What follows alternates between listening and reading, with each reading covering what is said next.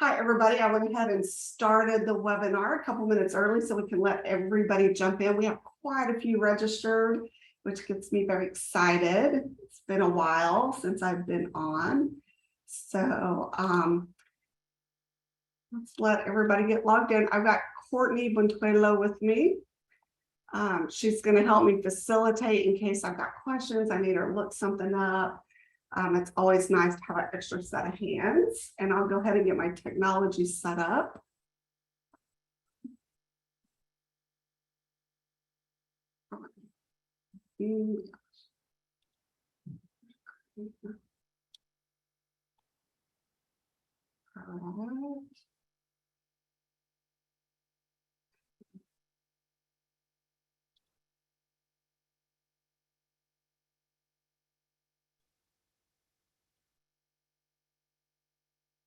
All right, Courtney, do you see my presentation? Yes. Okay. All right, cool. And then can I minimize the screen over here? Yes. Ooh. Oh.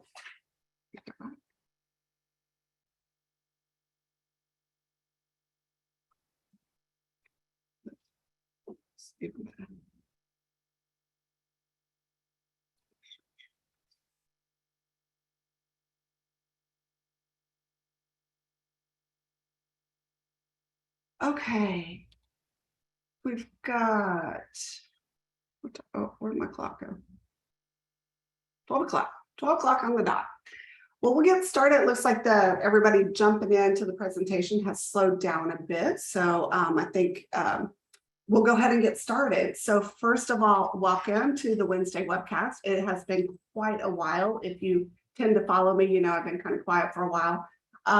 We like to do these. I'm trying to get back on schedule to do these every month on a Wednesday. I haven't yet determined which Wednesday, but to kind of have a theme, have something for you to look forward to.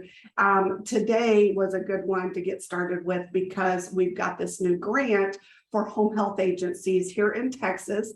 So this is Texas specific. And so I thought, well, this is a great way to kick it off. I do have one plan for next month, and it is going to be about, which that's funny, this just hit me, ties into today. So the grant today that we're going to talk about is about employee retention and recruiting. And next month, I've got a guest coming on from Human Interest, and they're like a fully integrated 401k offering that takes the administrative and fiduciary responsibility off of the company. And so again, we're gonna position it as recruiting and retention tool via 401k and other benefits and whatever we decide to talk about. So that's next month. But if you ever want to see what we're up to, feel free to follow our YouTube channel. We always post everything there.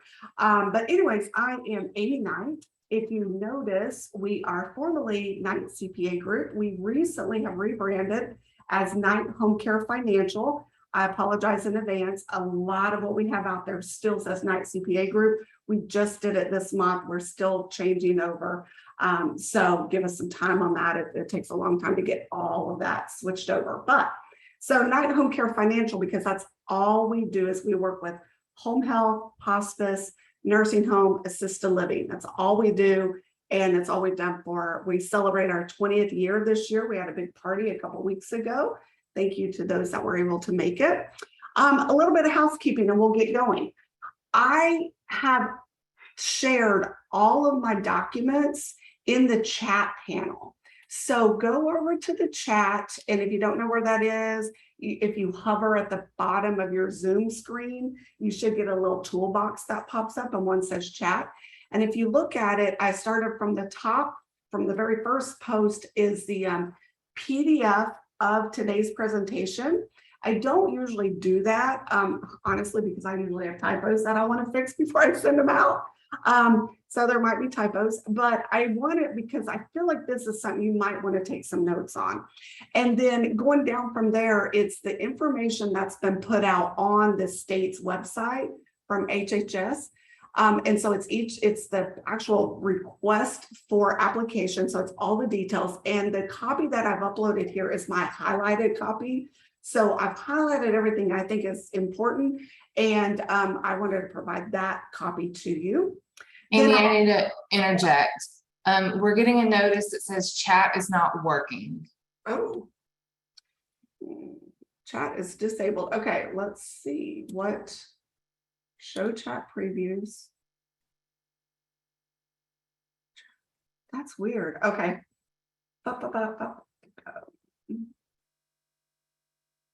Let me stop sharing my screen for a second. Did that help anything? I don't have any options in chat that I'm aware of. Okay, save chat.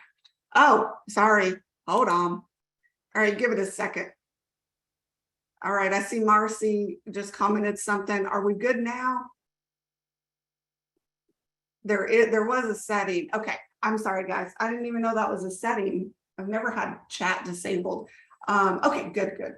It says link is not visible. I don't see any handouts. So make sure you scroll all the way to the top of that chat box.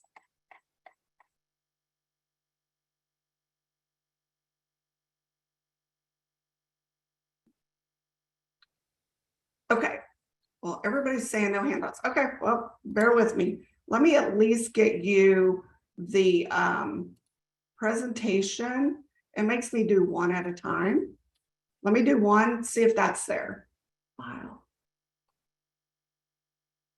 Okay, all right, cool. Somebody said yes. Thank you, guys. Okay. All right, let me get, and then these other ones, honestly, I'll do all the exhibits afterwards.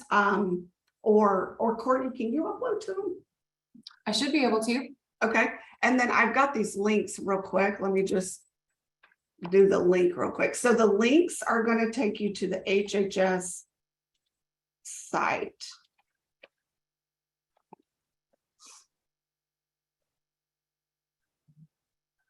And then application site.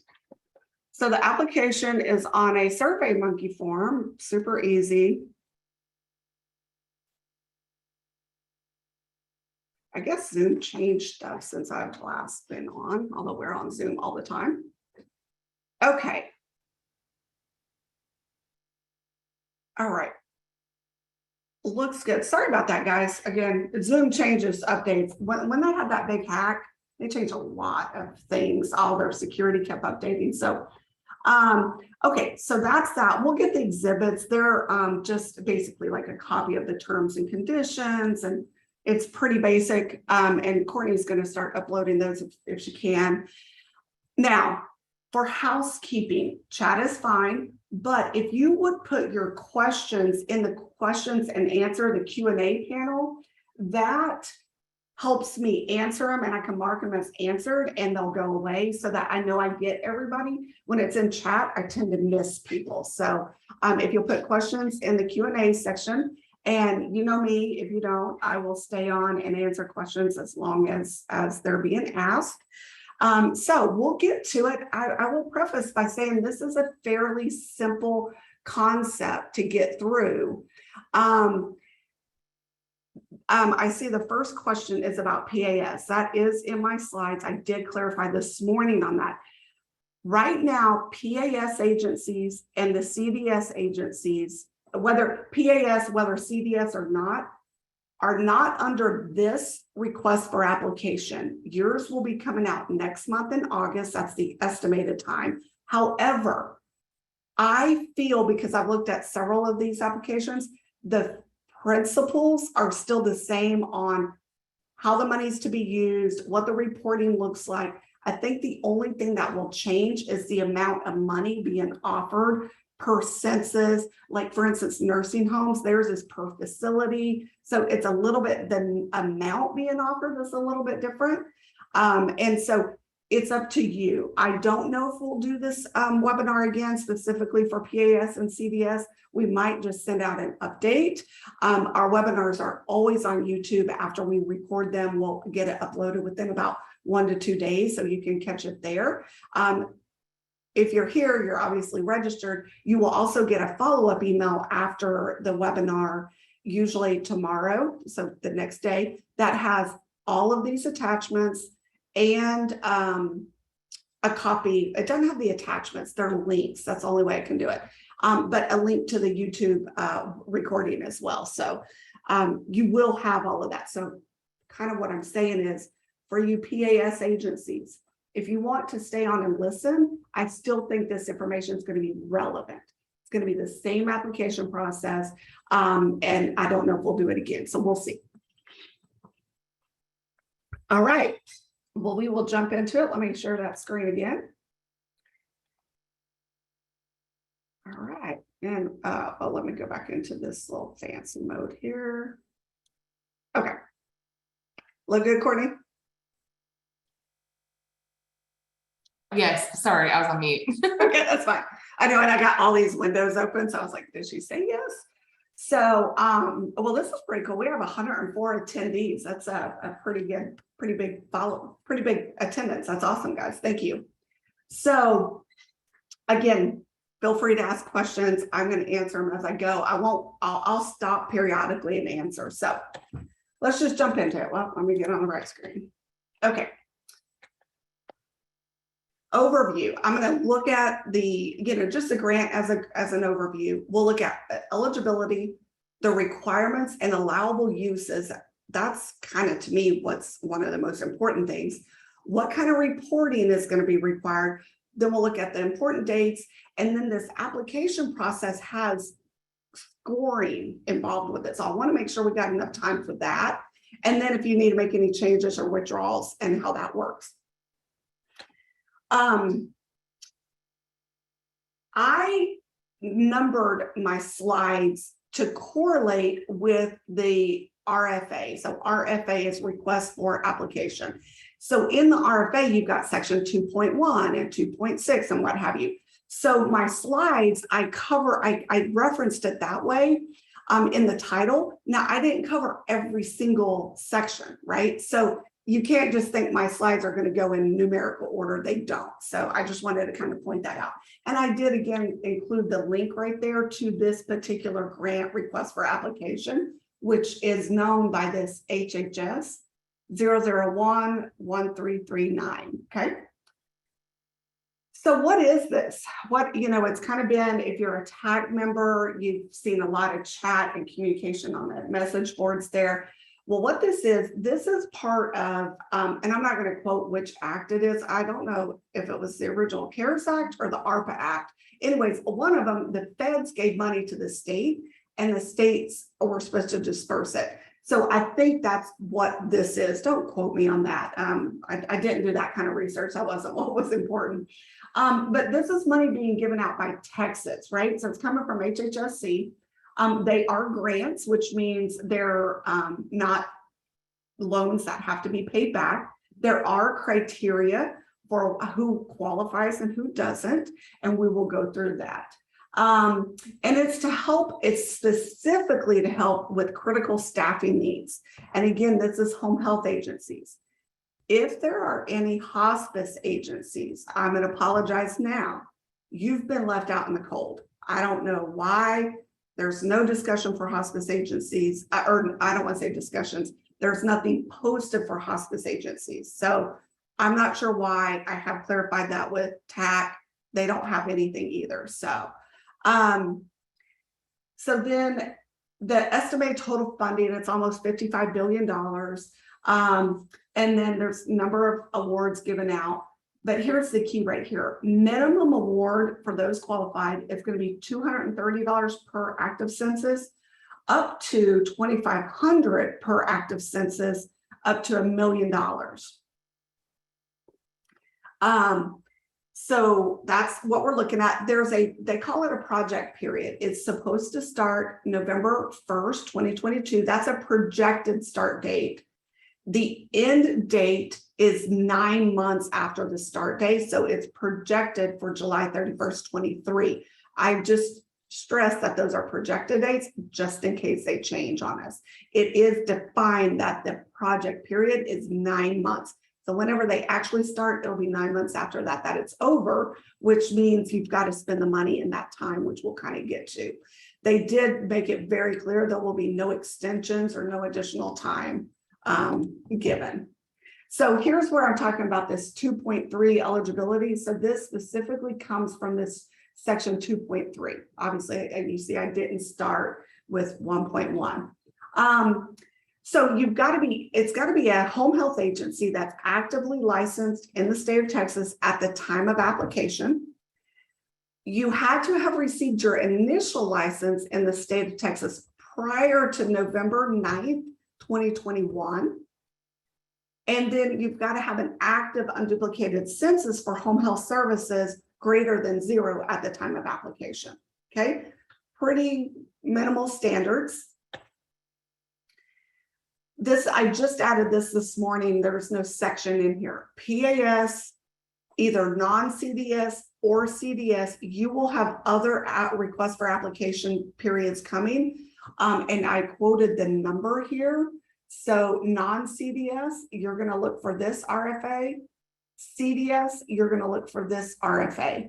And if you want to, you can Google HHSC and then this number, and it will bring it up. There's not any information out there yet, but it's expected to be posted in August. The way these work, they post them, and you've got 30 days to learn everything you need to learn and make your application. So and the way these have worked, these were posted in July. So this one was posted July 20th. Nursing homes, for instance, were posted July 13th. So, and then it's about a 30-day period to get your application in. And I'll get to the dates. It's on another slide. So I'll get to the dates.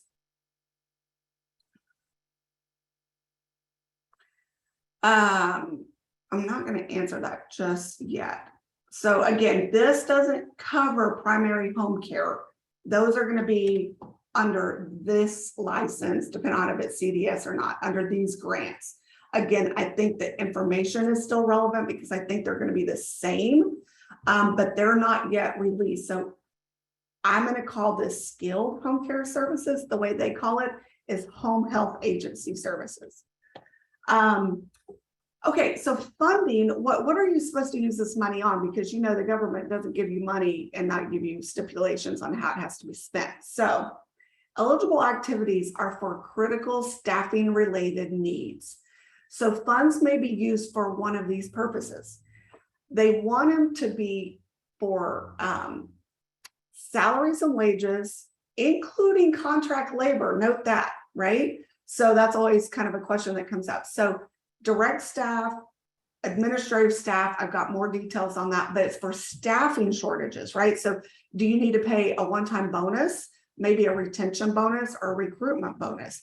Overtime costs, because you're having to pay more, you're having to pay that overtime premium because you don't have enough staff to cover all the services that need to be delivered. It also includes travel related costs for direct care staff only. So that's the only one that's specific only to direct care staff.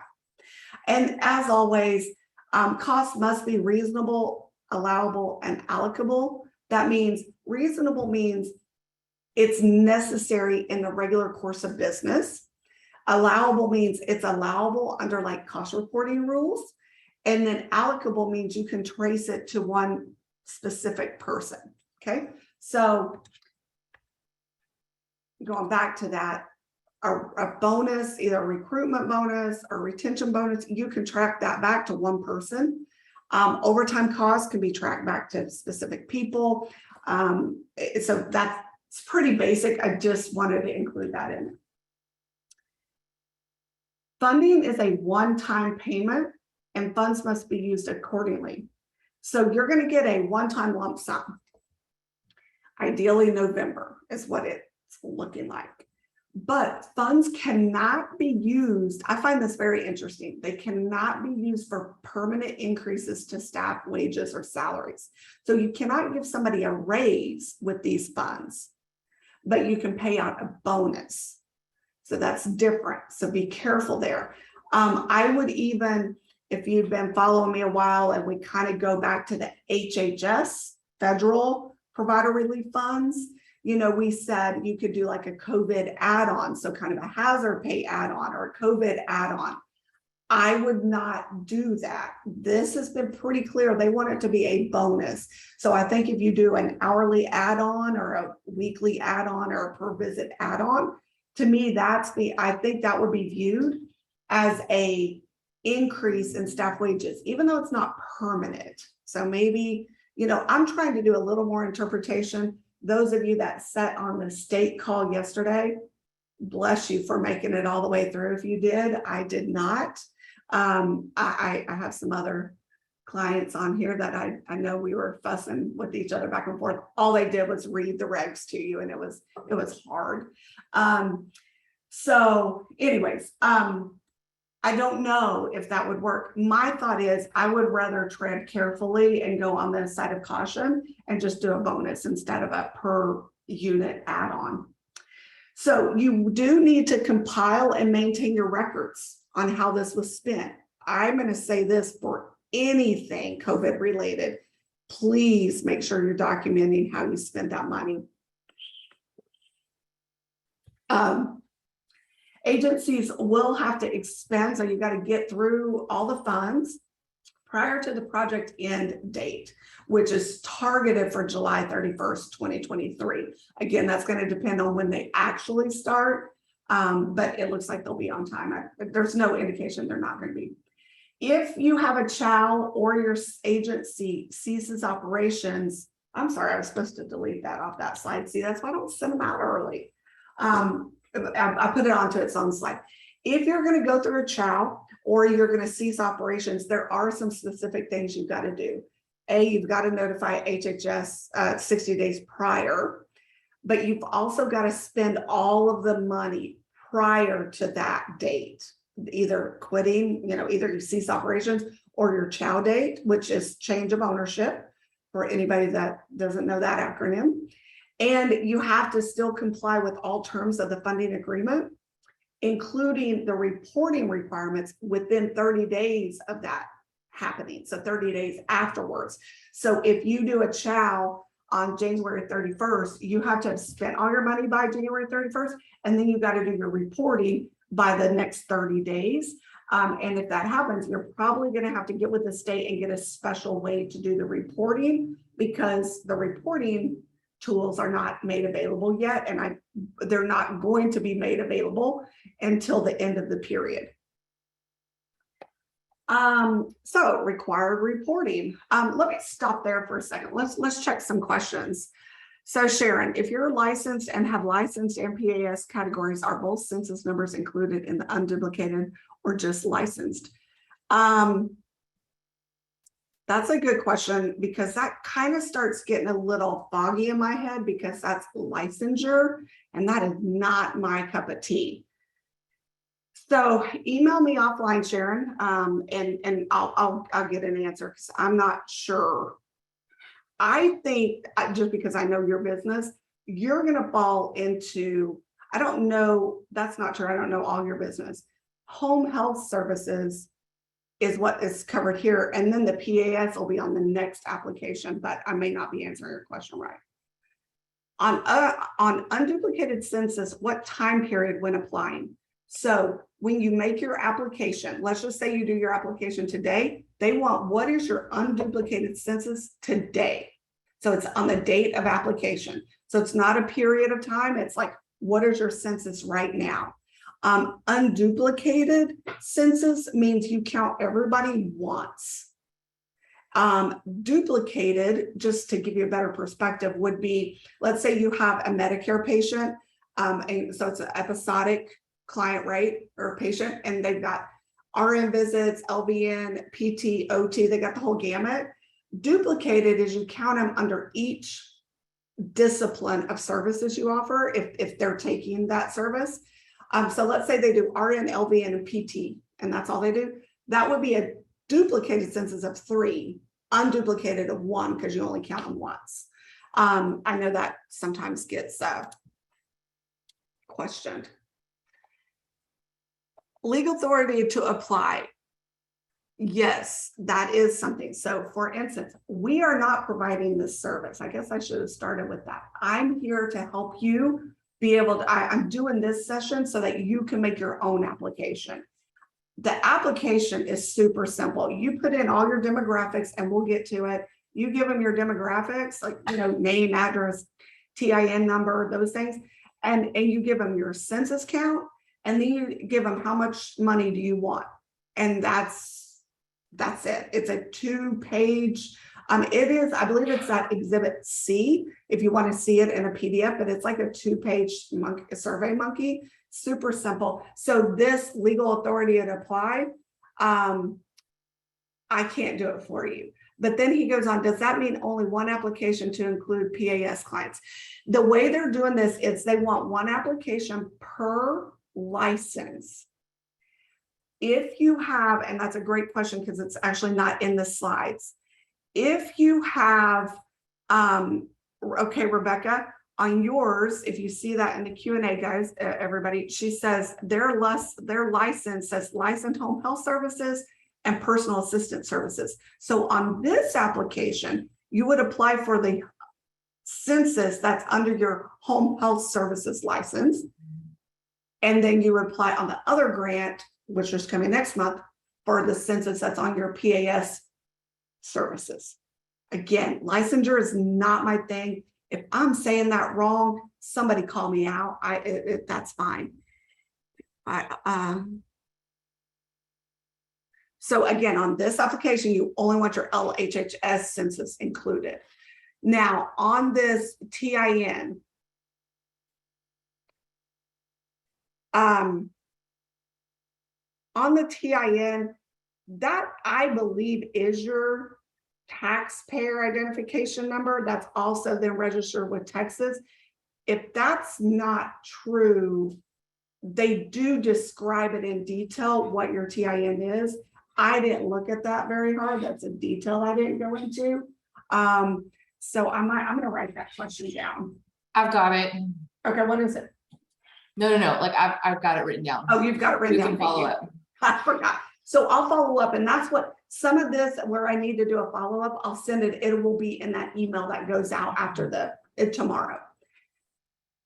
One grant, only one grant per license. I'm going to be careful, Ernesto, on per license entity. So if you've got one entity that has multiple licenses, they're saying you apply for the grant at the license level. And I'm going to clarify that one too, Courtney. Let's clarify that one too. Okay. Okay, they said on the call yesterday, the Texas identifier had to start with a 1, and I think it gives how many digits it has to be. That should be easy for us to clarify. So that's probably the 13-digit number. Mm-hmm. It's like 1, 3, whatever those numbers are with the comptroller's office. Oh, it's your comptroller's number. Those are 11 digits. Okay. Okay. And I do recall reading that it said you had to be registered with the top comptroller's office. So I don't know who on here would not be, because we all have to file that tax return. Okay, we're getting to the amount of funding and all that. So let's keep moving. We have a few other questions that are in chat. Can I read those off to you? Sure. So Frank asked about hospice. Since they're not mentioned, he's asking, should they apply for this grant application anyways? Hospice specifically? I mean, you can. They are going to take each grant and they're going to compare it to state records, and so they'll probably kick it out, because it's very clear that it says home health agencies and home health services. I mean, no harm in doing it and see what happens. Okay. So again, this is going to be a one-time, there's going to be a one-time funding utilization report required. They're going to issue this reporting tool at the end of the period, so at July 31st, and then they'll be due August 31st by 5 p.m. Central. So that's when your reporting is going to be due. What's going to be required on the reporting is pretty simple. There are going to be 3 questions to answer. They want a description of how the funds were used. They want which should be as simple as, retention bonuses offered to everybody that's been here a year or whatever. I'm just making words up, right? I would be as detailed as possible. I would be as detailed as possible. So I don't think I would just say retention bonus. If you have the option to expand, I would try to be more specific. That's just me. And then, see, I can do details if I have to. And then recruiting bonuses, like I would segregate those. And overtime, I would segregate those. I would try to be as detailed as possible. I feel like with the state, the more detail you give them, the better off it is. You have to kind of paint the picture for them sometimes. The second one is describe any accomplishments achieved as a result of the funds. When I hear this, I'm thinking of things like I was able to retain 3 RNs that were looking to go elsewhere that were offering recruiting bonuses. I gave them a retention bonus. I was able to keep them here. Or and maybe it's as simple as we were able to acknowledge and show appreciation for our team members that stayed with us through COVID via a retention bonus. So, something like that, right? That's what kind of accomplishment they're looking for. And then the last one is, how long did the funds last before they were fully spent? I find that one interesting. And it's across the board. I know with HHS funds, some people, they were able to spend it immediately, but then others, are kind of struggling to spend theirs. I think it depends on size and efficiencies of the agencies and such.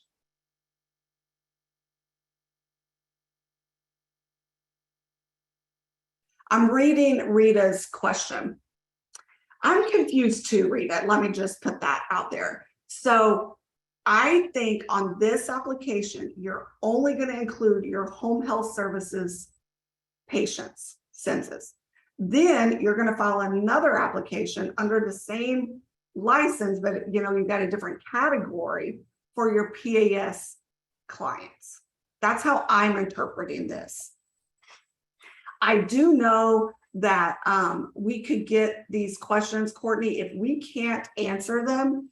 I know that there is an open question period, and I think it's in these dates. I think I put them up there, but we could probably get TAC to get clarification for us as well if we can't clarify it ourselves. Okay, I have that one down on our open items as well. Okay, cool. So again, reporting, it does say in there that they've got the authorization. They may ask you to do a progress report during the project period. And then failure to comply, as always, could lead to recoupment. So you've got to do the reporting, you got to do it on time. Otherwise, it would likely result in recoupment of the funds. Speaking of, whenever they put recoupment in a document, I always highlight that one and I want to read all about it. So they may recoup the full amount of funds if you don't spend them all by the end of the period, the project period end date. If they determine that if they determine the agency did not properly utilize the funds, so let's say you spent it, but you didn't spend it on the right expenses, such as those retention and recruiting bonuses, overtime cost, or you did not complete the funding utilization report by the due date, or they find that you committed fraud or made material misrepresentations in the application. So, obviously those are pretty standard. And then they'll send any kind of recoupment notification via email. Honestly, I put this in here to remind myself to mention to you that HHSC is doing most of their communication via email now. Not to go too far off on a tangent, even with your stairs cost reports, that's all coming via email. It's really caught some providers off guard that are used to getting letters if they're going to be recouped, and they're not sending out letters anymore. So you're really going to want to make sure you're properly checking that email. And it does say it's going to the authorized signer on file with HHSC. So whoever the main primary contact is with your contract is who they'll be sending those notifications to. So if you happen to be an agency where the owner maybe the owner is that person, but they don't really work very much and check their email all the time, you might really want to tap them on the shoulder and let them know, hey, we applied for this grant, you need to be on the lookout, et cetera, et cetera. Schedule of events. So there is a deadline coming up. This is what I was just mentioning. You are allowed to submit questions or requests for clarification, and that's due by July 29th. There is an email address that's in the application that you can follow to submit questions. I don't want to put words in anybody's mouth, but I feel like TAC is compiling a list of questions to submit. Again, I probably should have asked them if they were doing that. I don't know if that's for sure. The state has a tentative date for answers to all of that by August 12th. But then watch this next one. The deadline to submit your application is August 19th by 10:30 a.m. Central Time, and it must be received by that time. I would highly suggest you don't wait till the August 19th to submit it, just to make sure there's no internet problems, there's no technology problems. What I do know about this state is they won't take that as an excuse. It is on you to make sure it properly gets accepted, not accepted, but submitted. And they kind of stress that in several places in that full document. So I wouldn't wait till that last minute to get it applied for. But what I noticed here is that's only 1 week between answers coming out and application due. So again, the application process is very simple itself. Anticipated notice of awards is October. In one of those exhibits, there's an exhibit that shows what the expected email will look like to notify you of what you were awarded. And the anticipated project start, which is when they would start doling out the money, would be November 1st. It'll come in a direct deposit, unless if you're on vendor hold or you're not registered with the state for direct deposit, then it'll be a paper check. If you need to withdraw or make modifications, so let's say you need to change an application. Here's a scenario I'm thinking of. Let's say you do your application today and you've got a census of 100 and your marketing team just kicks it in gear, and by August 18th, you've got 120 census. I would redo the application. So to redo the application, all you do is you submit a new application, exactly the same. And what they're going to do is they're just going to take the most recently submitted. So if they look in their system, they got 3 from the same contract or same license number, then they will delete the first 2. They'll take the last, most recent date stamped copy of your application. So that's how you do any kind of modifications. And then they still have to be received by that original due date. And then if you need to withdraw, you simply send a written request to I said the sole point of contact, because if you're on that webinar yesterday, how many times did she read that? She is the sole point of contact. I'm sorry, I shouldn't laugh.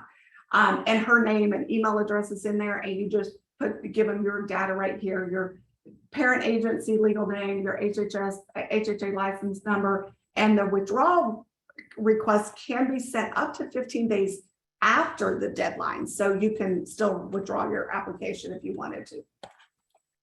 All right, this is where we're going to get into some meat. So before we do that, is there anything else? I've already applied and I included patients PAS census. This means I have to send another application.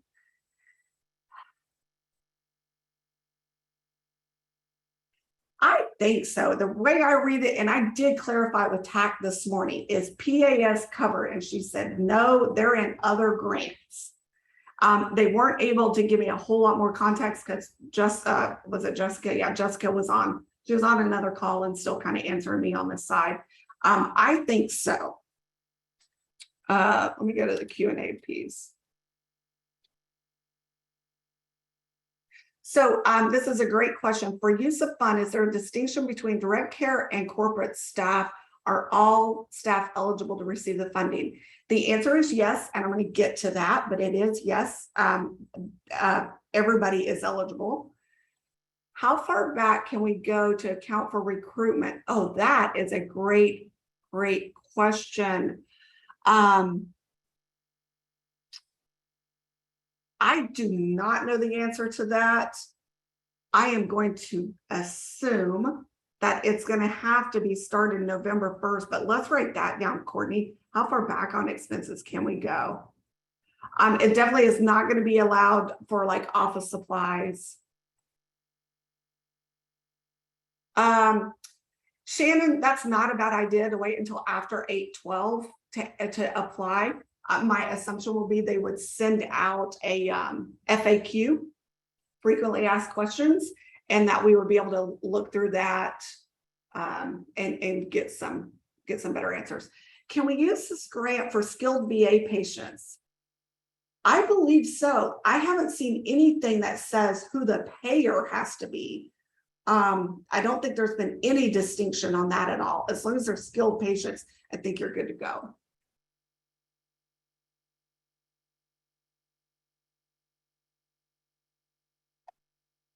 Okay. And then that last question, I'm going to leave that for a minute about the, regular payroll versus bonuses. So they're going to use this 3-step process. They're going to first of all screen your application to see if the minimum requirements are met, such as, are you a home health agency applying under a home health agency license? And then are you, were you licensed before 11/9/21, those minimum requirements that were up at the very beginning. Then they're going to do some scoring based on specific criteria. And they've got 2 different scoring mechanisms that we'll get into. And then I don't like this last one, final selection based upon state priorities and other relevant factors. That seems very broad and very like they can do whatever they want to do, no matter what else is outlined in their, rules. So I added it. I don't like it. Okay. So there is this scoring criteria that they're going to do. And there are questions that you're going to answer. And so the questions go like this.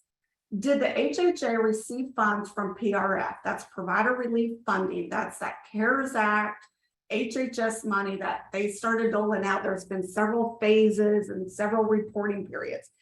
If you received money, then you get 0 points. If you did not receive money, you get 1 point.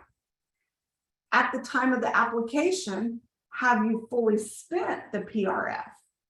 If you did not receive any, I think the answer would be no. And actually I think it should be no or NA. I think NA is an option. I did not include that. But if you have fully spent your PRF, then you get a point.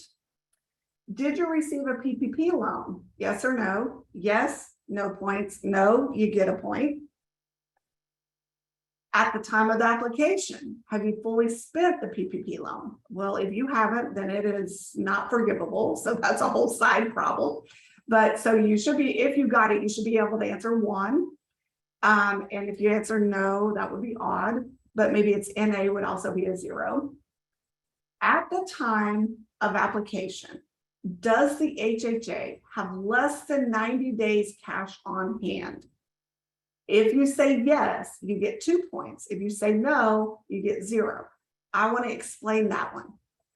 So you will need to figure out how much money does it cost to run your agency every month. That includes payroll, payroll taxes, rent, office supplies, everything. How much money do you spend every month? $100,000? Let's just go with that number. It's easy. And it's fairly reasonable for a lot of agencies. It's probably on the small and low end on many agencies, but let's say $100,000.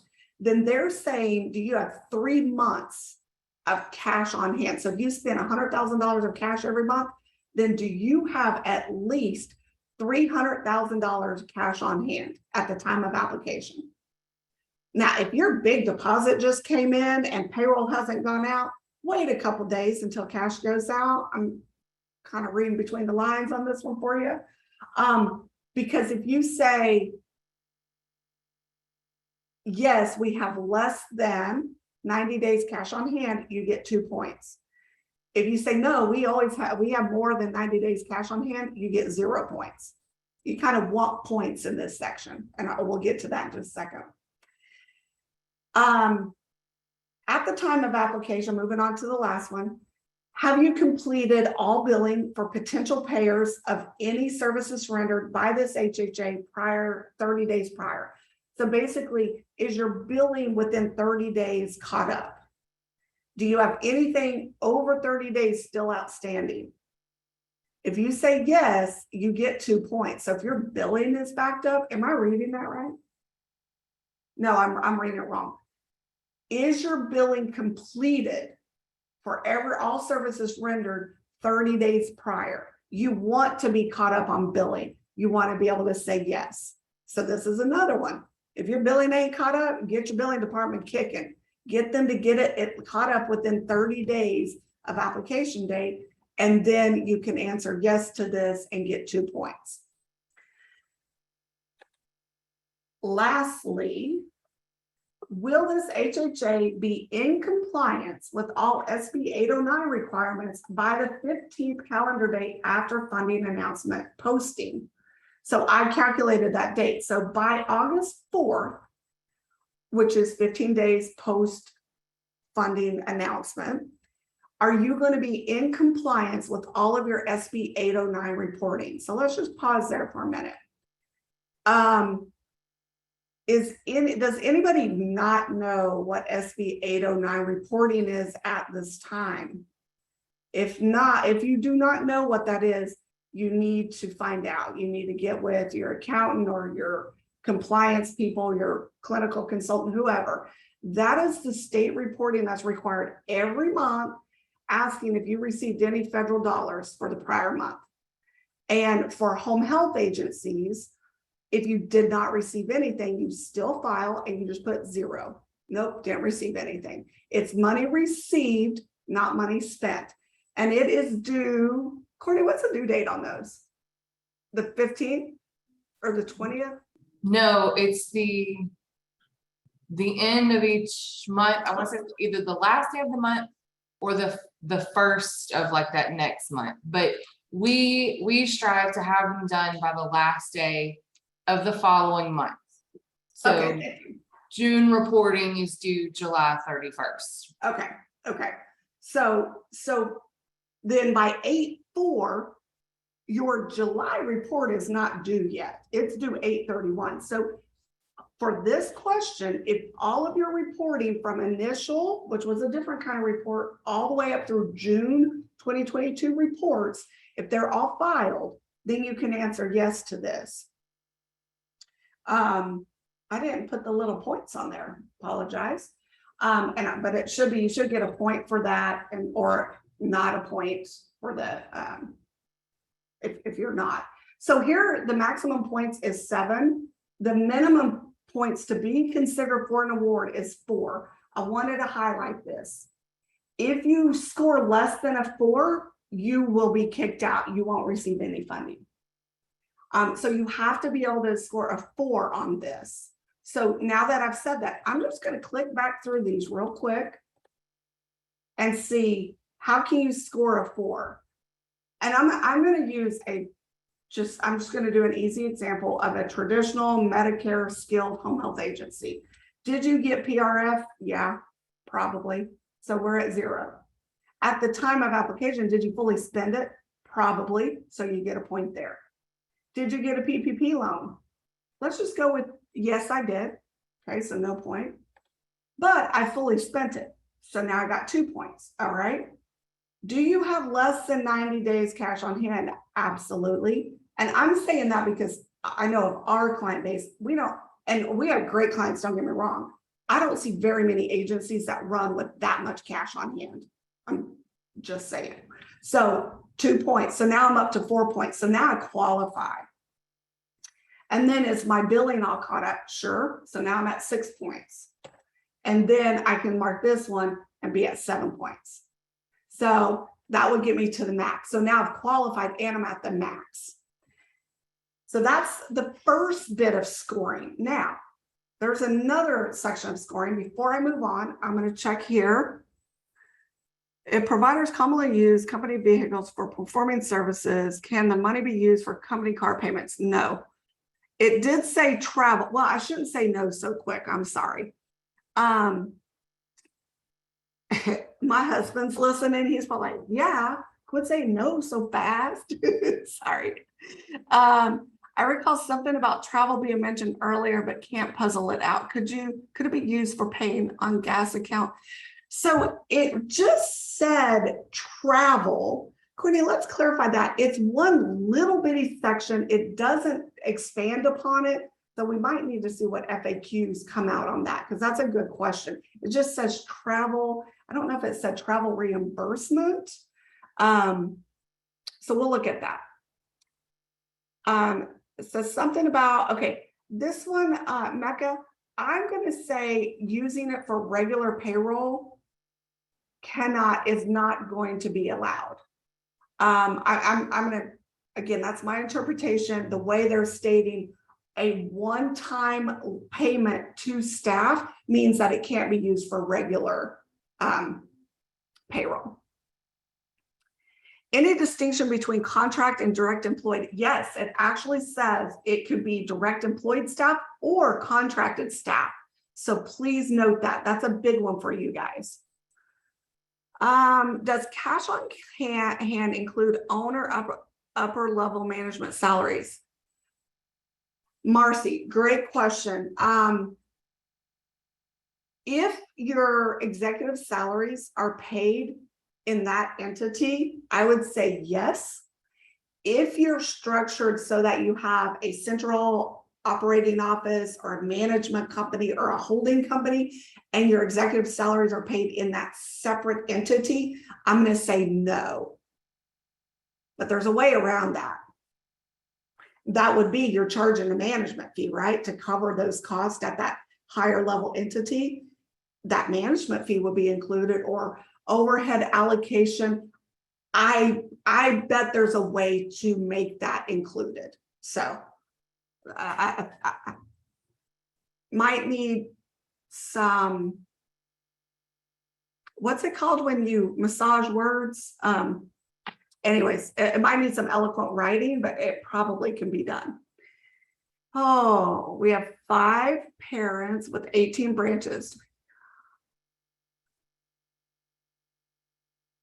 Yeah. Yes, Rebecca, I would say yes. Figure your cash needed for each parent and its branches for the 90-day period. Yep. Is business line of credit considered cash on hand? Ooh, great question. I'm going to say no. Courtney, you wouldn't consider that cash on hand, would you? I wouldn't know.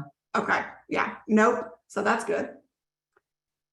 Does the 90-day of funds include monies that are in a borrow escrow from the SBA? Victor, my comment on that would be,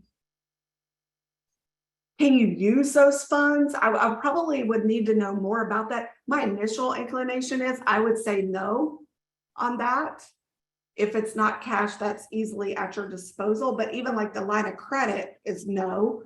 I'm thinking that's probably a no as well, because typically they set that in escrow. So it's there, but you can't really use it unless a specific event happens, then you have access to it. So I'm going to lean on the no side of that. Oh, good point, Rebecca. So she's right. HHS, if you read your licensure agreement, you're required to have 90 days cash on hand to remain in compliance. There's another little blurb, and it's been forever ago, that along those same lines, if you're insolvent or if you don't pay your bills, the vendor could go to the state and file a complaint. The state could come investigate and say, and you say, I don't have enough money to pay my bills, they could shut you down. I've never seen it happen, ever, but it could. And that is, I wonder if that's a little trickaroo there to get you to answer. I don't know. I don't know anybody that runs with 90 days cash on hand. Now, maybe with line of credit and other, maybe the owner has a stock of, not technically stock, but a stash of cash that can be injected in at any given time. Maybe that would clarify that licensure requirement. How much will you say to put for the supplies we got during the beginning of COVID from Sectra in regards to SB 809? Oh, Cootie, I don't know how to answer that one. That's the free COVID supplies that you got, and you're asking how much value to put on them, I think. I don't know the answer to that. I'm not in that train of thought right now. So we have two companies, the management company and the provider and nursing company. How does this affect how we apply?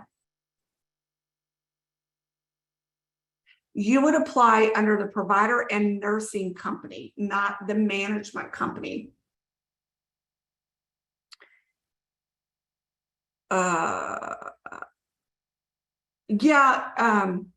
can find that.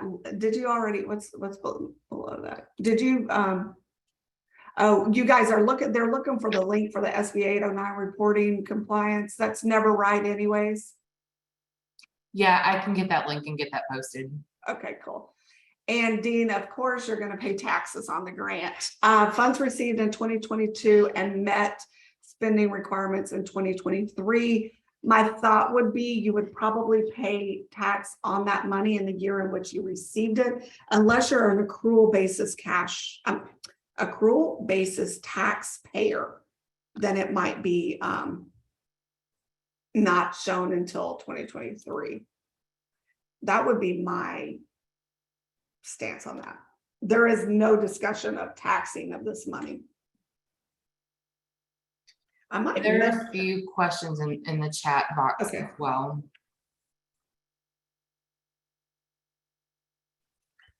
Jonathan, that's that. I mean, I see your question. That's what I wonder. You think I wonder if it's a trick to get you to answer that you're out of compliance.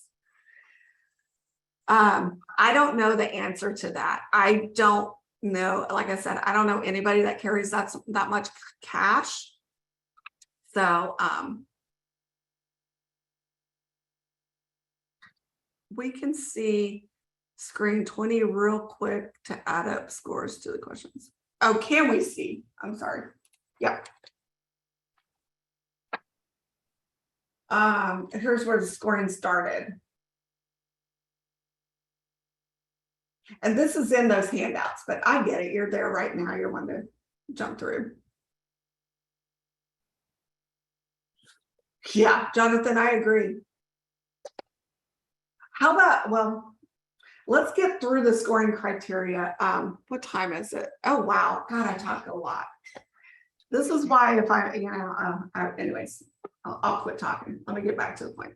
We have one more question, if you don't mind. Okay. So Blanca's asking about question 13. She says, what are your thoughts when it asks about the amount of funds requested? And she says, for PAS only, how do we get about calculating the amount requested? Well, so that's why, so again, this is not PAS, because I think the dollar value per census will be different on PAS. My thought on how much you request, I don't know why you wouldn't request the max, the 2,500. I mean, unless, I know there are a lot of providers out there that don't trust state money and Medicare money and the feds and all that, and they're like, I don't really want it, and I understand that too. But from my perspective, I would request the max, because you can always reject it if you wanted to, but I would request the max to see what you get. That's just my stance. If you have a huge census and you don't want that much to have to spend that much, and maybe it comes down to, especially on PAS, because that's kind of an easy, one patient, one attendant it's pretty much a 1-to-1 ratio. And say they're offering $500 per person, then you're going to have to turn around and give $500 to each attendant. Maybe you don't want to give that much. I don't know. That's where you're going to have to use your judgment of how much to request. Again, for home health agencies, for home health service census, it's a range between $230 per census to $2,500 per census. I think it'll be way different on PAS. I don't know. I haven't seen it, but I think it'll be way different. And then, for instance, like nursing facilities was just a max per facility. I think it was a minimum of 50,000 per facility and a maximum of $1 million per facility. So it's each kind of service is a little bit different. So, okay. Let's see. Okay, Christopher, the handouts are at the very top of the chat box. Kind of go up to where you should see some attachments up there. Okay. Hold on once, Deborah. This application is not for PAS. There is more coming. Satavia, nothing on hospice. I'll be honest, I reached out to TAC. We were all pretty surprised and kind of like, where's hospice? No word, haven't seen it. It's not mentioned anywhere, because on their site, you can kind of go dig and find what all grants are going to be issuing, because like PAS is coming in August, CDS is coming in August, but there's nothing on hospice. So I'm not sure on that. Okay, let's move on to the statement of need criteria. So we just finished that score criteria that basically is you've got to get a 4 or higher to even qualify. So then they're going to take it and say, okay, you've qualified, but now we're going to go to the statement of need. And this is how we're going to decide who gets how much money, which again, they've kind of defined it, and we'll get to that. I'm sorry we're going so long. Applicants will be scored on this thing right here. Super professional word thing. Direct care staff vacancy rate. Administrative operations staff vacancy rate, and there's a maximum of 6 points. So I put a little grid in here because this is the easiest. So this is for direct care staff. You're going to want to figure your vacancy rate. That simply means if you have typically direct care staff, you have 100 staff positions and you currently only have 95 people on it filled, you're looking to fill 5 vacancies. Then if you've got 100, you're filling 5, you're at 5%. So 5% or less, you get 0 points. If you're between 5.1 and 10%, you get a point. 10.1 and 20, you get a point. And more than 20%, you get 3 points. So see, what they're trying to measure here is how bad are you hurting on staffing? If you're hurting really bad, we're going to give you more money to go out and attract more staff and to keep the staff you do have. That's the direct care vacancy rate. The administrative or operational staff is a little bit different. They're just going to measure if it's less than 10%, no points. Between 10 and 20%, you get 1 point. If you got more than 20%, it's 2 points. Then it's got this next question, which is the last piece of this need criteria, is did the HHA have to prioritize services available to clients due to clinical staffing needs during the pandemic? So Did you have to triage? Did you have to prioritize? Did you have to say, look, I know you know, patient A, you're a critical need and we can't skip your visits, but, you know, patient B, it's just kind of maintenance. Maybe we could do, you know, something else or skip a visit. Did you have to do that? Yes or no? If you say yes, it's more points. Now, how are they going to use these points? Again, this is the first group we went over, the scoring criteria score. Less than 4 points, you get nothing.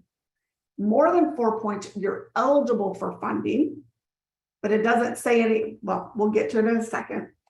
Then they move on to this statement of this need criteria.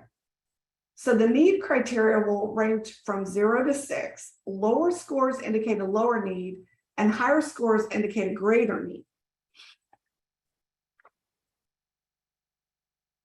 The scoring criteria, I've said it a dozen times now, 4 or more, that's a threshold, but it will not be used to determine priority of funding or how to allocate the funding. If there's adequate funding, each applicant will receive at least the minimum award amount if you met that threshold of 4. If there's not adequate funding, those with the lowest scores in the statement of need criteria will not receive funding. So let's say you met your 4 on the first set of criteria, the scoring criteria. You met your 4. Oh, see, there's a typo, 4 or more. You met your 4, so you're in the game, but there's not adequate funding because so many people have applied. And there's so much census out there. There's not enough to go around. The minimum award is not, there's not enough to give everybody a minimum award. Then they're going to kick out people with the lowest need scoring. Okay. If there is sufficient funding to provide each eligible applicant with more than the minimum award, but not enough to provide them the most or the requested amount, then they're going to go to that statement of need criteria score and they'll use that to allocate funds. So the first set of scoring gets you in the door. The second set of scoring will help determine how much you get. And it really depends on who all applies, how many people, how many agencies apply. Here is your minimum award amount, $230 per active home health services client. That's how they termed it, not me. And it's at the time of application, that unduplicated census. Maximum is $2,500. And the maximum funding awarded per agency is just under $1 million. So they're going to cap it right there. Okay, I wasn't sure. So now we're to questions. Let me see what else we have.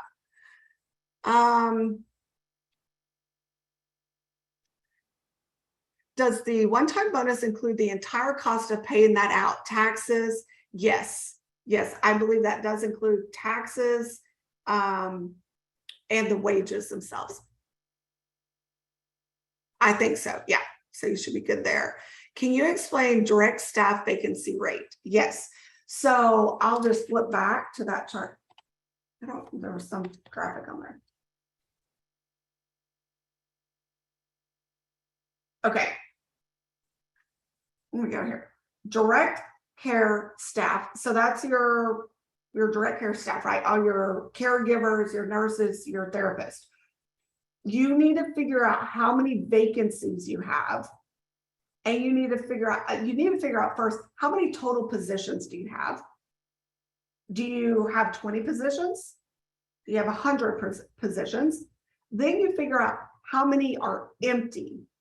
So you're looking to hire nurses. If you were going to hire an RN, if you had unlimited pool of RN, how many would you hire? Oh, you need 3. Then you've got 3 divided by the total, and that gives you your vacancy rate. So how many of your positions are vacant? That's the percent that you're going for here. So again, I like to use easy numbers, 100 positions, and you've only got 80 of them filled, you're at a 20% vacancy rate because 20% of your positions are vacant. And it's the same for administrative staff as well, just on that side of the house. We have some follow-up questions on vacancy rate, if you don't mind, while we're on this topic. So what is the timeline to figure the vacancy rate? And like, how far back should they go for the vacancy rate timeline? Same kind of question, but. It is not touched on anywhere. I failed to mention this request for application. I did say it, it's 29 pages total. So it's not like the CARES Act, it was like 900 pages. So a lot of this is not defined. I think the vacancy rack, I know the vacancy rate is at the time of application. So as of today, how many staff do you need? How many do you have? Those that you're short, that's your rate. So it's as of today. So that's fairly well defined. So it's not a period of time, it's as of today, as of application date. What happens if your census changes between the time you file your application and the date they close the process? That's a great question. I kind of touched on that during the amendments, or, if you want to modify your application, but I went the other way. Let's say you file your application now and then you add 10 census, I would modify the application for the higher census number. If you, as of the date of application, had 100, and then by the time it closed, you only had 80, I would not amend your application, because they're asking, as of the date of application, what's your census count? So it's not an average, it's not over a period of time, it's as of that date. That is very clear. It keeps saying at the date of application, at the time of application. So I think I would not.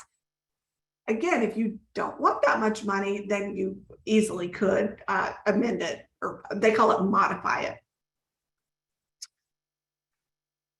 All right, I feel like they just popped one more question on that same time, even if there are two different companies. Yeah, each company's going to file on their own. No, that's in reference to the question of it. So with the nursing company and the management company, would the management company still benefit from the grant? Oh, no, management company cannot apply. It needs to be the company that has the attendance, that has the license. Okay. Yes, this money is taxable to the agency. That's an easy one. I'm going to answer that. Would this include nurses needed to, yes. Would this include nurses needed to reduce our overtime? I say yes, that is absolutely a position needing to be filled. What if you have given current staff more workload due to not being able to find new staff?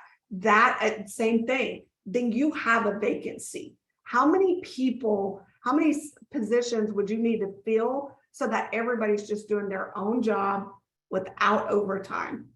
And a mathematical way to figure this is, take your, how would I say this? Take your total payroll hours for, let's just say, administrative staff, right? Because they're a little bit easier to pile extra work onto. And maybe everybody's now working 45 hours a week instead of 40 hours a week.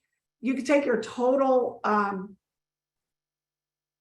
admin payroll hours, divided by the number of people. No, that's not true. Take it for a week, divided by 40 hours a week. That'll give you an FTE.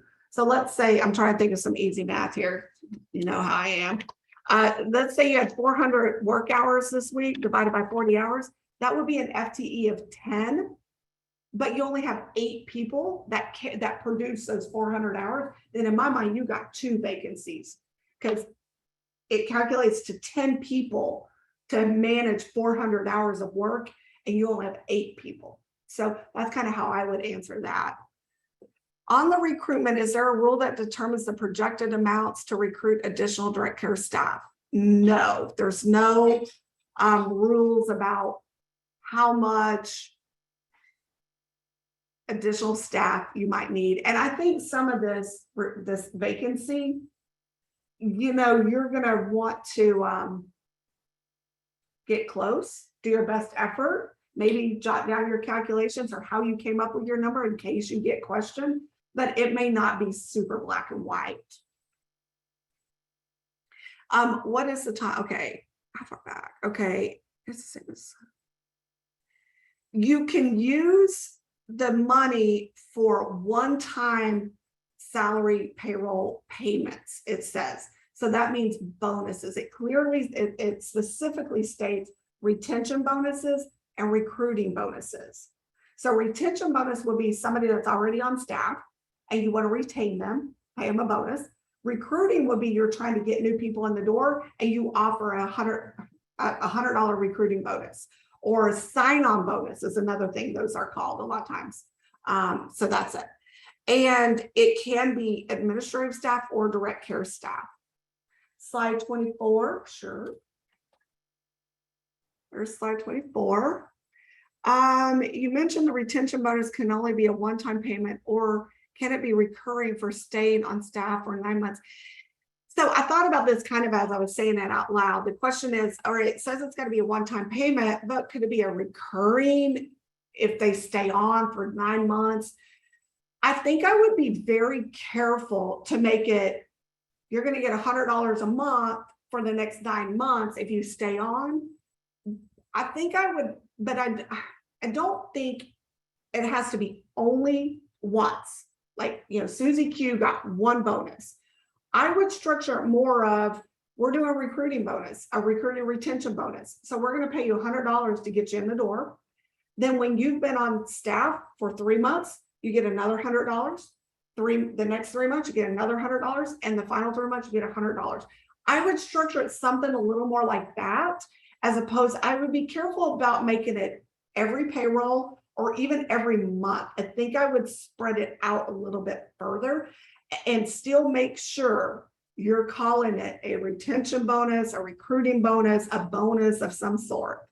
I'd be a little careful with that. Are vacancies considered full-time clinicians, or can it include PRN clinicians to cover specific geographical areas? Lisa, I think it can include those PRNs as vacancies, even if they're not, because nowhere does it say how many full-time employee vacancies do you have. It just says staff vacancies. So if you rely on PRN to fill in, you know, for those outlier areas, then to me, that would be a vacancy if you're short on those staff as well. Okay, the statement is staffing related needs and cost of staff salaries and wages included contract staff services. Can you discuss this? I'm not sure what further to discuss other than I went past that statement and it gets a little more granular about, let me click back through here.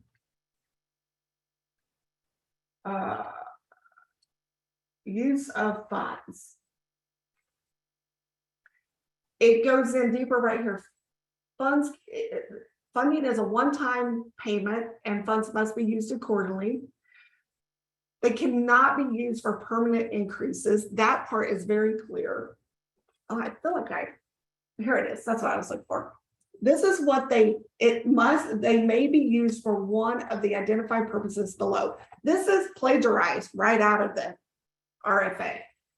Staffing related needs and costs, including contract services. So this is what you're saying. Can you expand upon me on that? Well, because it says it's got to be a one-time payment, and then further it says on one-time recruitment retention bonus, or overtime cost, or travel related costs for direct staff. I take that to mean it cannot cover regular payroll. But the fact that it says cost of staff salary and wages, to me, that includes payroll taxes for that bonus, like somebody else had asked. I don't think I would include employee benefits like health insurance, things like that. I would include employer taxes, the direct wages, this one-time recruitment and retention bonus. I just kind of laid out a bonus that's kind of spread over, you know, maybe 3 or 4 different payments. In my mind, I'm still rationalizing this as a one-time recruitment bonus because I'm telling this staff, you're going to come in. I've got this, let's say it's $3,000 bonus for you, but you've got to stay. So the first 3 months, after 3 months, you get $1,000. After 6 months, you get another 1,000. After 9 months, you get the third 1,000. So to me, that's still a one-time recruitment. Now, if you haven't figured it out, I am not the most conservative CPA on the planet. I've been working with the state for a long, long time.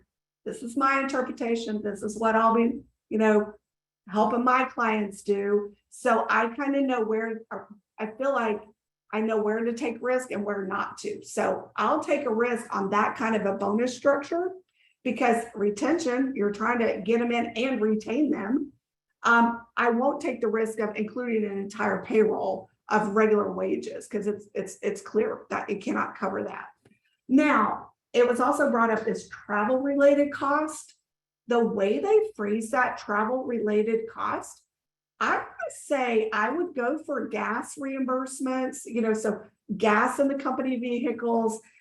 I don't know if I would do a car payment, but I would try to figure out some way to relate that. Okay, let's say this. Let's say your car payment's $1,000 a month and you do 100 visits a month. Well, that's $10 a visit. So I might try to break it down to really relate it to direct patient care. Like, okay, we're going to do $10 per visit for the month. Oh, that's $1,000. Oh, that just happens to cover my car payment.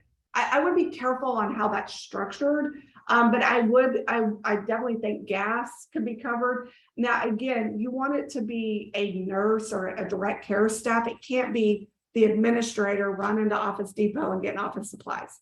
That it clearly says related to patient care, so I'd be careful with that. Okay, it's 1:20, y'all. Aren't y'all hungry? I'm hungry. What else? I think that's everything. If you spread the bonus payment, does it have to be within the reporting period? Yes. So Kingsley, this little vision I have of spreading this bonus payment out, you do have to fully expend it by that July 31st. So that was not in my mind when I was spreading that out. So you do have to spend it all. It can't just be planned. It's going to be actually paid out by the end of the period. Could you purchase a car for an employee who has to travel the state? Well, that's a whole other discussion, which, by the way, I'm going to jot it down. I need ideas for my webinars, my webcasts that I'm going to be doing. Car, auto, allowances, and trip charges, and lease versus buy, and company versus individual, and reimbursements versus having a fleet. That we get a lot of those questions. That makes a good webcast. So could you purchase a car for an employee who has to travel the state? I would say no. I'm going to say no on that one. That's a little too aggressive. Sorry, didn't know I wasn't supposed to be eating during the meeting. Yeah, thanks. Hi, Merlina. Is this like PPP to help agents out, no repayment? Yes. So this is a grant. It is taxable, but you won't have to pay it back as long as you spend it right and do your reporting. Again, we're going to go back and look if you did have a bunch of sign-on bonuses that you paid like this year. Will that, can you go back? I am guessing the answer is going to be no, because I think it would have said that if the answer were yes. But we're going to clarify that. Does this apply for PAS license? It does not. However, the PAS license grant is coming up in August. I still expect it to be almost the exact same rules. This is me guessing. Please understand, this is me guessing. I think it's going to be very, very, very similar, just probably different funding amounts is my guess. But that'll be coming in August. So we'll see what that one looks like. All right, did we get them all out? I'm gonna flip back to the back. Again, you have these handouts. It's got our data on here of how to reach us. There will be a follow-up email that will go out tomorrow with the recording link and link to all the documents that you got that we did post in the chat. If you weren't able to download them, don't worry. It has to be a link, and that's the only way Zoom lets us do it, but I can put links to all of them and you can go download it. So I'm happy to help. It's kind of fun. I mean, gosh, we haven't gotten to really present on anything for a while.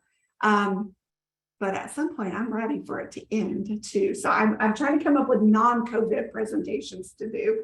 And, you know, I don't know about you guys, but sometimes I just want to think about something different. So see, looky here, I need to update this Contact Night CPA group, but then down here, I got the right logo.